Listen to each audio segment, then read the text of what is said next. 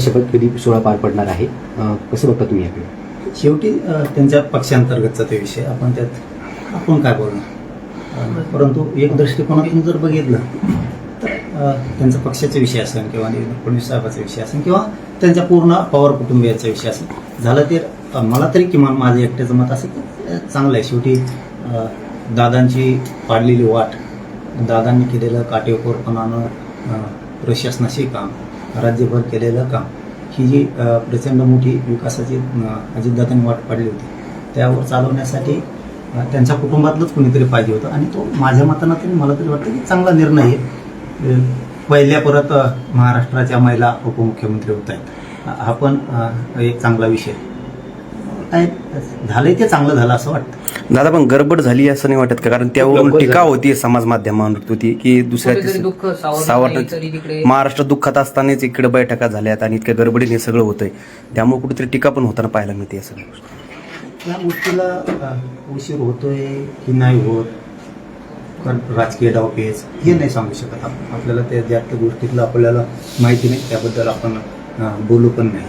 परंतु त्यांच्या जागेवरती, अजयदादांच्या जागेवरती त्यांचाच माणूस पाहिजे होता हे मात्र खरं आहे. तिथं योग्य न्याय मिळाला असं सध्या वाटतंय. त्यामुळं चांगलं झालंय ते चांगलं झालंय, पण निर्णय उशिरा लवकर याबद्दलच्या माहितीचं आपल्याला उत्तर देता येणार. पण मी पवार कुटुंबाचा उल्लेख केला आता. शरद पवार जे असं म्हणतायत की आम्हाला त्या गोष्टीबद्दल काही माहिती नाहीये आणि ते देखील शपथेला जाणार देखील नाही अशी माहिती आहे. म्हणजे कुटुंबात देखील संवाद झालेला नाही असं दिसतंय पवारांच्या म्हणण्यानुसार.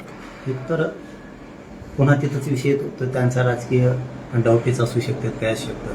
परंतु आताची घडी अशी आहे आता, म्हणजे त्या ताई साहेबांसाठी, सुमित्रा ताई साहेबांसाठी की सगळ्यांना मिळून मिसळून घेऊन चालणं त्यांच्यावरती ती जबाबदारी. कारण त्याचं सुद्धा आता त्यांना लक्ष ठेवावं लागणार आहे की आपले सगळा परिवार, आपलं राज्यातले सगळे कार्यकर्ते त्याच्यात चिक्केबंदी खेळणारे खूप येणारे दादा. कारण काही गिधडं आतापर्यंत नव्हते, ते दादाच्या पश्चात मात्र आता घिरट्या घालायला लागतात. याच्याकडे सुद्धा ताईंना उपमुख्यमंत्री पद घेतल्याच्या नंतर लक्ष ठेवावं लागणार आहे. कारण दादा होते, अजितदादा हे दादा होते. इतकं त्यांच्या मागं ताण असताना सुद्धा त्यांची सुद्धा खूप कसरत झाली. हे सोपं नाही, मी सांगतोय. आता त्यांनी कसं घ्यायचं याच्यातून जे त्याचा प्रश्न, जे आम्हाला वाटतंय ते आम्ही बोल. दादांची जर एवढी कसरत होत होती तर दादांसोबत काही दिवस महिने न दिसणारी गिधड आता पुन्हा सक्रिय झाली.